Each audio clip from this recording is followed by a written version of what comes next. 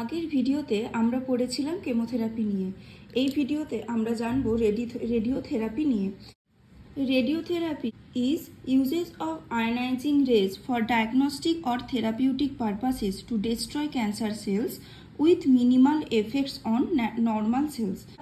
Diagnostic purpose যেমন X-ray use করা হয় বা থেরাপিউটিক পারপাসের জন্যে কিছু আয়নাইজিং রে ইউজ করা হয় যেগুলো ক্যান্সার সেলকে ডিস্ট্রয় করে, তার সাথে সাথে নর্মাল সেলের ওপর কিছু মিনিমাম এফেক্ট থাকে। The local energy in ionizing radiation acts to break the chemical bonds in DNA. এই যে রেডিয়েশনটা কীভাবে কাজ করে না, আমাদের সেলের মধ্যে যে ডিএনএ রয়েছে সেই ডিএনএ স্ট্রাকচারটাকে ভেঙে দেয়। ডিএনএ স্ট্রাকচার ভাঙার প্যাটার্নের ওপর ডিপেন্ড করে আমরা এই সেলুলার ডিএনএর এই ড্যামেজটাকে দুটো ভাগে ভাগ করি। একটা হলো লিথাল ড্যামেজ আর একটা sub lethal damage. Lethal damage কি না, it causes sufficient chromosomal disruption that the cell is unable to replicate or may also impair protein synthesis functions necessary for survival.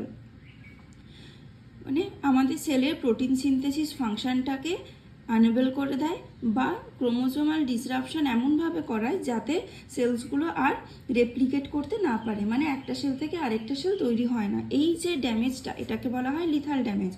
সাবলিথাল damage কি না, একবার রেডিয়েশন দেওয়া হলো, সেই রেডিয়েশন দেওয়ার পরের যে সেট আছে এই দুটোর টাইমিংয়ের মধ্যে সেলস নিজেকে আবার রিপেয়ার করতে পারে, কিন্তু যখন বারবার রেডিয়েশন থেরাপি দেওয়া হয় সেই সময় সেলটা ড্যামেজ হয়ে ডেথ হয়ে যায়।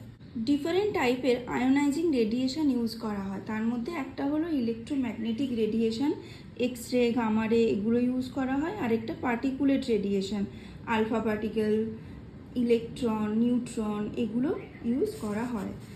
রেডিওথেরাপির প্রিন্সিপালস কী কী?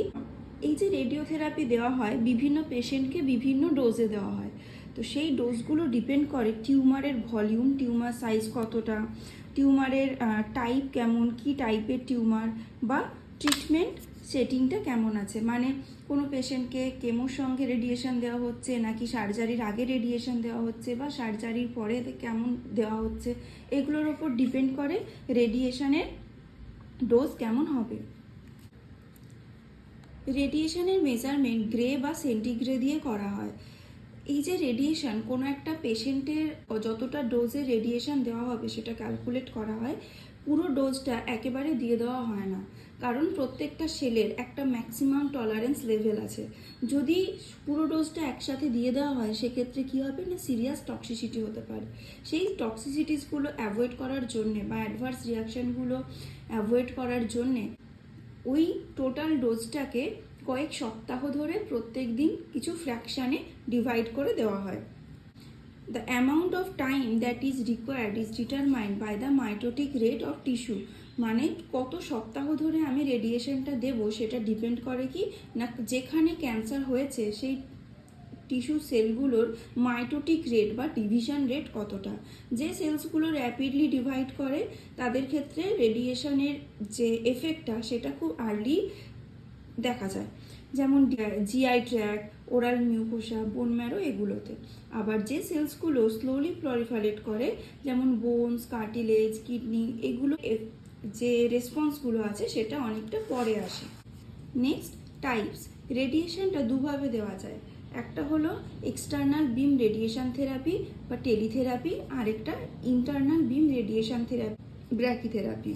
আমরা আগের দিন পড়েছিলাম যে ক্যান্সার ট্রিটমেন্টের জন্য সার্জারি, কেমোথেরাপি, রেডিয়েশন, এগুলো সব কিছুই কম্বিনেশন ইউজ হয় বা আলাদা আলাদা করে ইউজ হয়। তো সেই কম্বিনেশনের ওপর ডিপেন্ড করে কয়েকটা টার্ম আছে যেটা আমাদের জানতে হবে।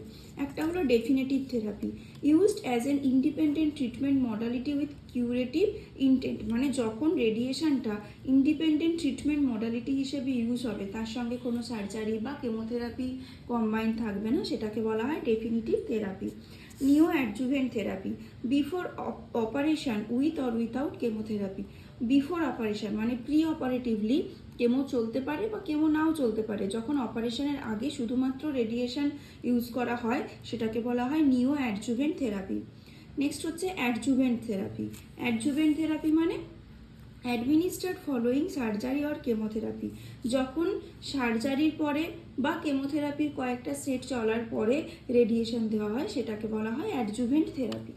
এছাড়া প্রোফাইল্যাক্সিস ডোজ হিসেবে দেওয়া হয়, আবার অনেক সময় প্যালিয়েশনেও পেন কন্ট্রোল করার জন্য রেডিয়েশন ইউজ করা হয়। এক্সটার্নাল বিম রেডিয়েশন বা টেলিথেরাপি কি? যখন রেডিয়েশনের সোর্সটা পেশেন্টের বডির বাইরে প্লেস করা হয় সেটাকে বলা হয় এক্সটার্নাল বিম রেডিয়েশন বা টেলিথেরাপি, মানে মেশিনের থ্রু দিয়ে দেওয়া হয়। এই ক্ষেত্রে পেশেন্টকে আমরা কখনোই রেডিও অ্যাক্টিভ ধরবো না বা পেশেন্ট রেডিয়েশন ছড়ায় না। এর সাইড এফেক্ট হচ্ছে লোকাল স্কিন চেঞ্জেস, স্কিনটা ড্রাই হয়ে যাবে, খসখসে হয়ে যায়, পিগমেন্টেশন বেড়ে যায়, ইরিটেশন হতে পারে, অ্যালোপেশিয়া, ফ্যাটি, মুখের টেস্ট হচ্ছে গিয়ে চেঞ্জ হয়ে যায়, অল্টার্ড টেস্ট সেন্সেশন। আরেকটা আমরা কি জানলাম? ব্র্যাকিথেরাপি। ব্র্যাকিথেরাপি হচ্ছে implantation or insertion of radio active materials directly into the tumour or close proximity adjacent to tumour. যখন টিউমারের মধ্যে বা টিউমারের কাছাকাছি এরিয়াতে রেডিও অ্যাক্টিভ মেটেরিয়াল ইমপ্ল্যান্ট করা হয় বা ইনসার্ট করা হয় সেটাকে আমরা বলি ব্র্যাকিথেরাপি।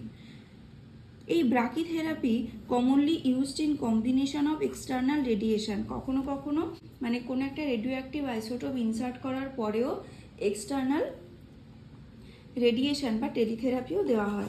ব্র্যাকিথেরাপি দু রকমের হয়, একটা হচ্ছে আনসিল্ড সোর্স অফ রেডিয়েশন আর একটা sealed source of radiation. Unsealed source of radiation কি? Radioactive nuclides that are given to patients orally or by intravenous injection, that is iodine 131 and etc. মানে এখানে রেডিও অ্যাক্টিভ এজেন্টগুলো পেশেন্টকে tablet ফর্মে মুখে খাওয়ানো হয় বা পেশেন্টকে ইনজেকশনের থ্রু দিয়ে দেওয়া হয়। Source is reached all body fluids and eliminated from body within 48 hours. Radio active যে এজেন্টটা দেওয়া হলো অল ওভার বডিতে পৌঁছে যায় এবং বডি থেকে বাইরে 48 আওয়ার্সের মধ্যে বেরিয়েও যায়।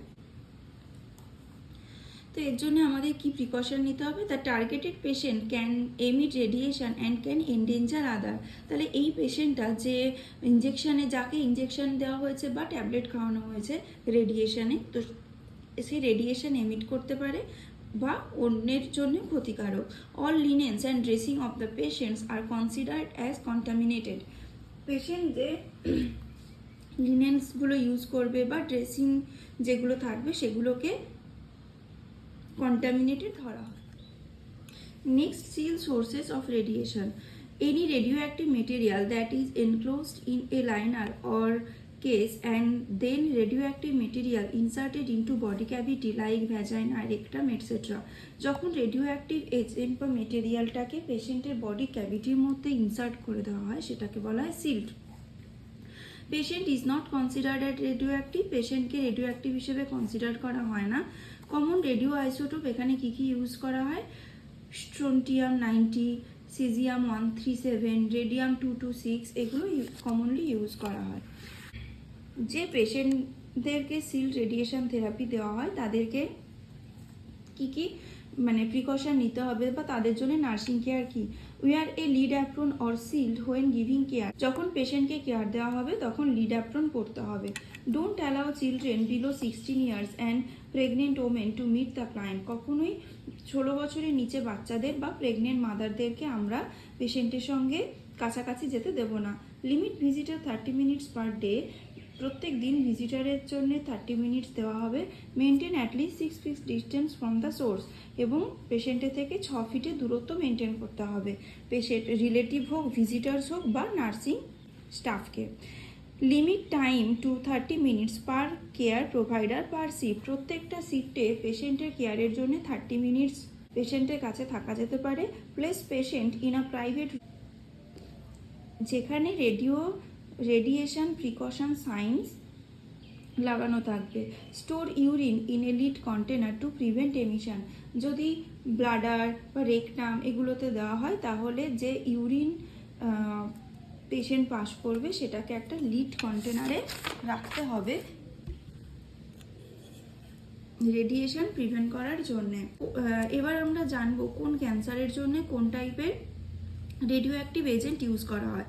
থাইরয়েড ক্যান্সারের জন্য 131 iodine, cancer of head neck ব্লাডারের জন্য iodine 125, pleural or peritoneal effusion ক্যান্সারের জন্য phosphorus 32, cancer of uterus, cervix, nasopharynx এগুলোর জন্য radium 226, cancer of head neck ব্রেস্টের জন্য ইরিডিয়াম 192 ইউজ করা যায়, গাইনোকোলজিক্যাল ক্যান্সারের জন্য র্যান্ডন 222 বা গাইনোকোলজিক্যাল ক্যান্সারের জন্য সিজিয়াম 131, ব্রেন টিউমারের জন্য কোবাল্ট 60 এগুলো ইউজ করা যায়।